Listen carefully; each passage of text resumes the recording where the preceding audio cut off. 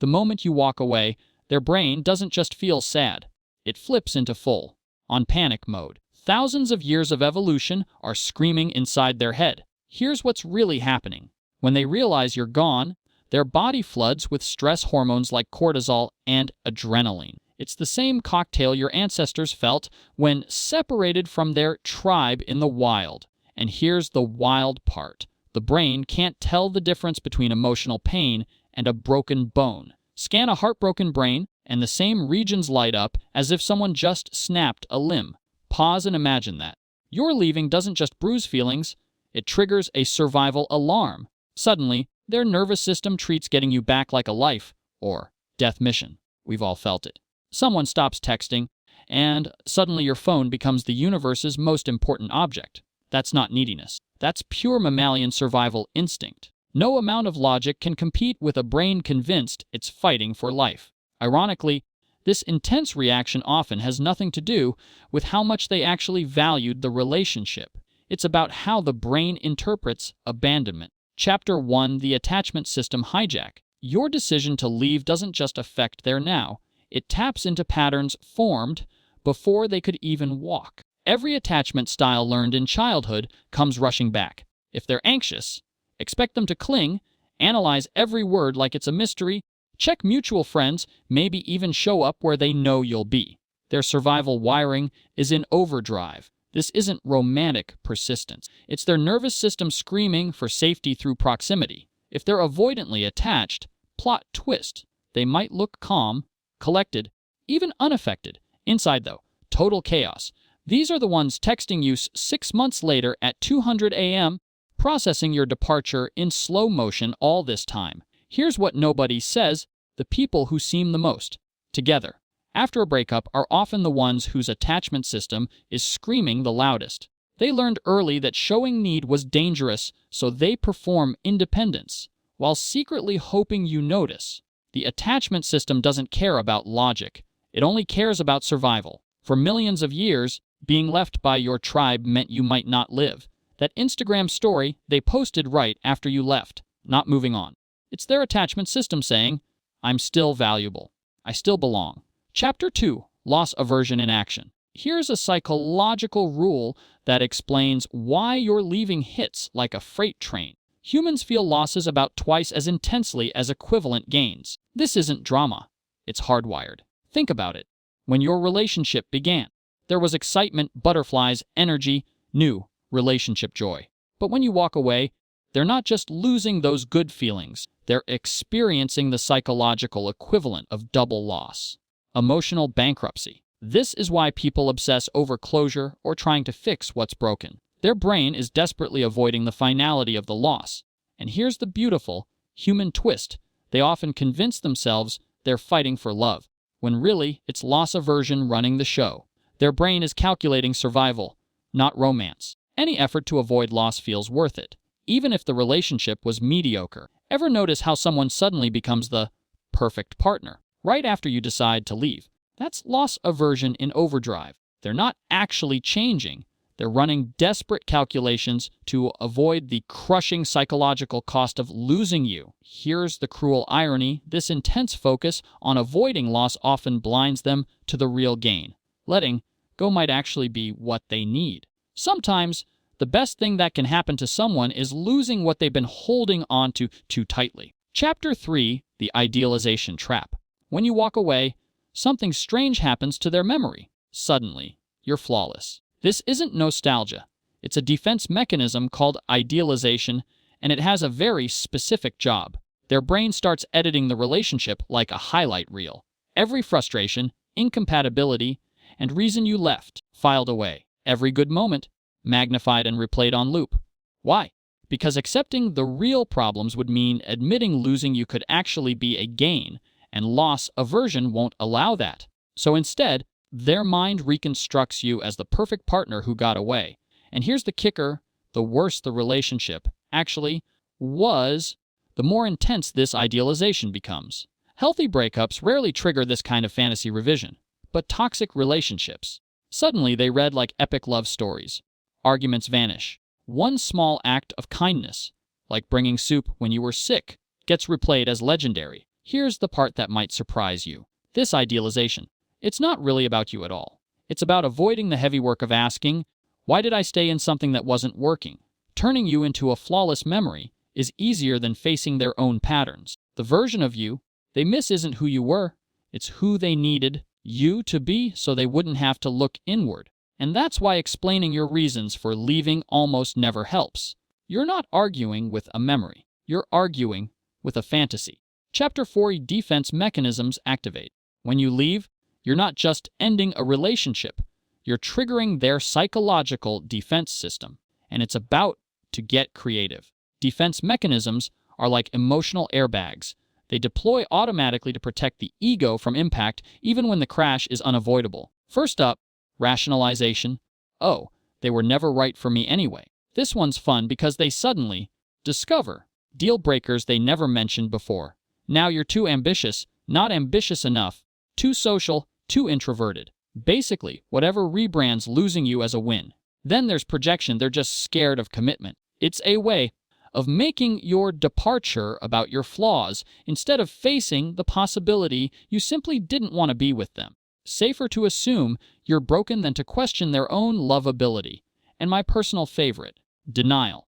They act like the breakup is just a temporary misunderstanding that will obviously resolve once you come to your senses. But here's the truth. Under all this psychological theater, their sense of self is fracturing. Part of their identity was built around being your person, and now that's gone.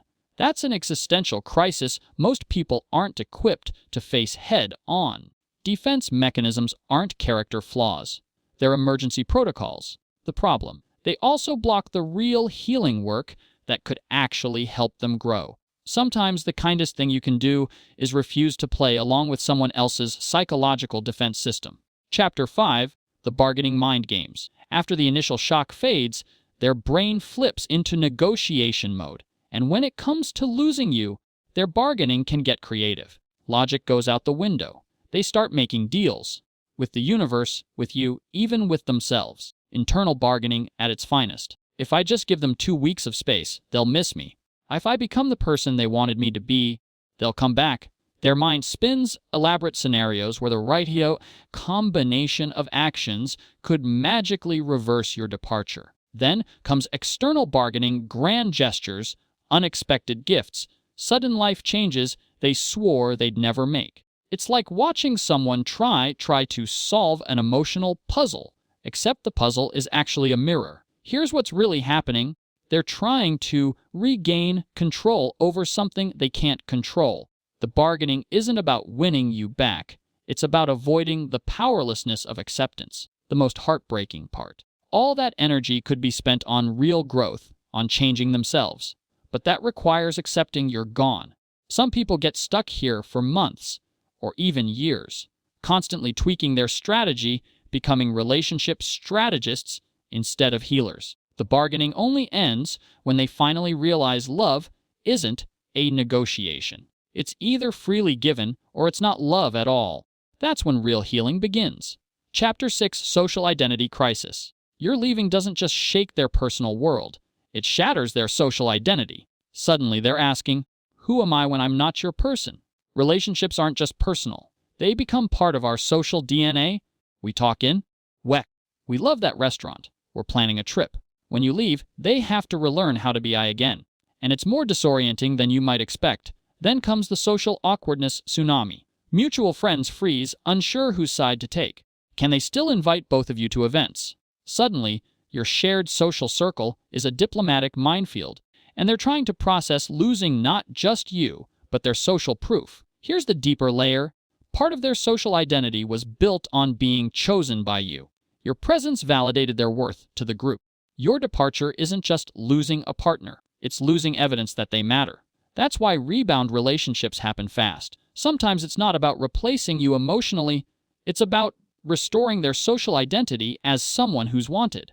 The irony. This identity crisis, painful as it is, can force them to rediscover who they really are underneath all the couple dynamics. Losing a social identity can be the first step toward finding an authentic self. Chapter 7: Power Dynamics Shift. Leaving doesn't just end a relationship. It flips the invisible power structure.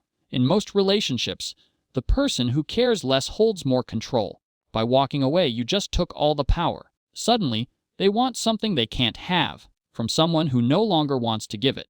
This role reversal is jarring, especially if they were used to holding the upper hand. What happens next? They often try to reclaim control using whatever tools are left: emotional manipulation, threats, promises, even attempts to make you jealous. The deeper truth: losing power can trigger an ego crisis. Part of their self-worth was tied to their ability to influence you, to matter in your emotional world. That foundation just got shaken. Your departure doesn't just say, "I don't want this relationship anymore." It says, "You don't have power over me." That's why some people become vindictive after being left. It's not about the relationship.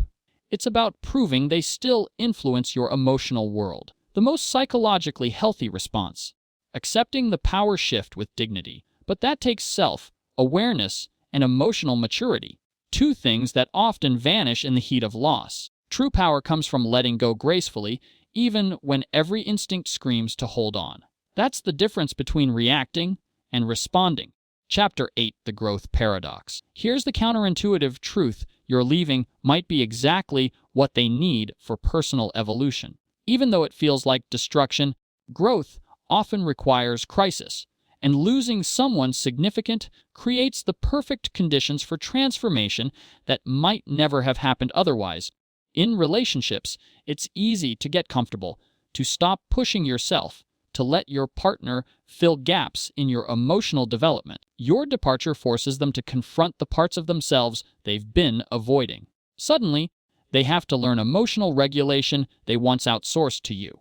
They have to rediscover hobbies, rebuild social connections, and most importantly, develop a relationship with themselves.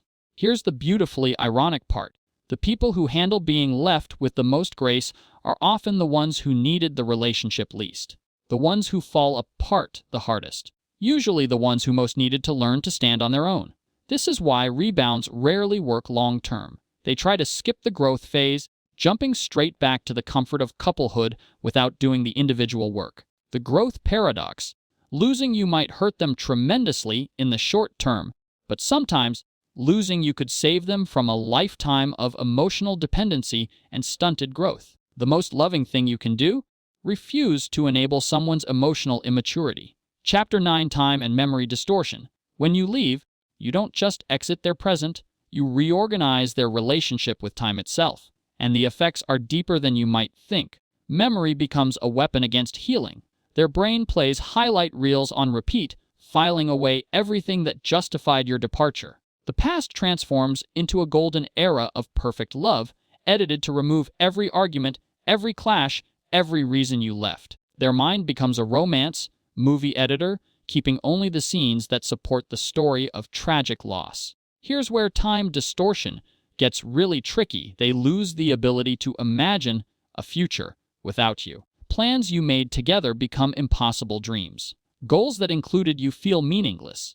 Their once expansive future shrinks to the size of their grief. The present becomes unbearable, the only timeline where you're really gone. So they escape into idealized memories or fantasy futures where you might come back. This is why people say time heals all wounds. It's not that the loss becomes smaller.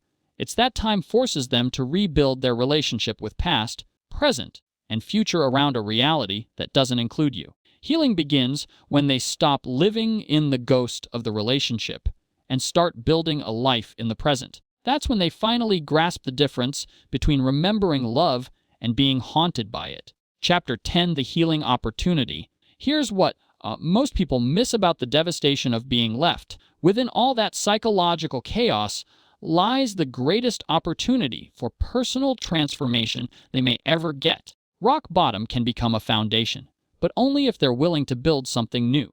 The pain of your departure forces questions they've been avoiding.